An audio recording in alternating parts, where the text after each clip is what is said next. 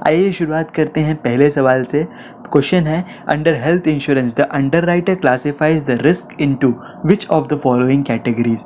कि आप जी जानते हैं कि कोई भी इंश्योरेंस जब पास किया जाता है या फिर इंश्योरेंस की पॉलिसी को दिया जाता है तो उससे पहले एक अंडरराइटर का रोल होता है। वो देखता है क्या इस व्यक्ति को पॉलिसी हम दे सकते हैं या नहीं दे सकते।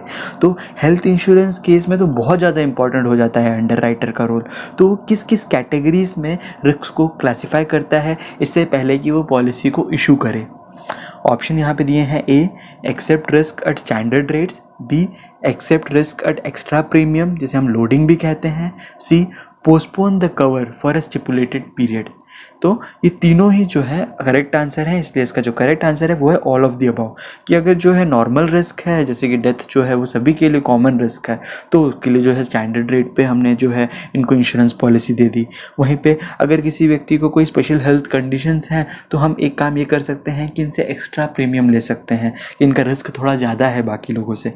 और कुछ लोगों के केस में जहाँ लग रहा है कि अभी जैसे प्रेगनेंसी का टाइम है तो प्रेगनेंसी के टाइम पे हम जो है रिस्क इतना ज़्यादा नहीं कवर करना चाहते तो हम एक स्टिपुलेटेड पीरियड दे दें कि इनका रिस्क कवर तो हम चालू कर देंगे बट 6 महीने या 9 महीने के बाद हम चालू करेंगे। नेक्स्ट सवाल पे आते हैं, the principle of utmost good faith and duty of disclosure of material information begins with. कि एक प्रिंसिपल होता है जिसे हम लोग कहते हैं अटमोस्ट गुड फेथ। तो ये कहाँ पे इंफॉर्मेशन इसके बारे में डिक्लेयर की जाती है। A application form, B declaration form, C proposal form, D policy form. इसका जो करेक्ट आंसर है वो है पॉलिसी फॉर्म। कि जब भी आप प्रपोजल फॉर्म देते हैं तो प्रपोजल फॉर्म में ही ये पूरी जानकारी आपको अपने कंप्लीट देनी होती है। एटमोस्ट गुड फिट का क्या मतलब होता है कि आपने अपने बारे में पूरी जो जानकारी है कि आप कहाँ जॉब करते हैं, क्या आपका हेल्थ का पेशेंट कंडीशन है, ये सब आप अपने एटमोस्ट गुड फेथ से सही जानकारी भरें। अगर आप सही जानकारी नहीं भरेंगे तो आप ही का जो पॉलिसी है वो बाद में जो है वो आपको पैसा नहीं दे पाएगी क्योंकि आपका क्लेम रिजेक्ट होने के चांसेस बढ़ जाएंगे।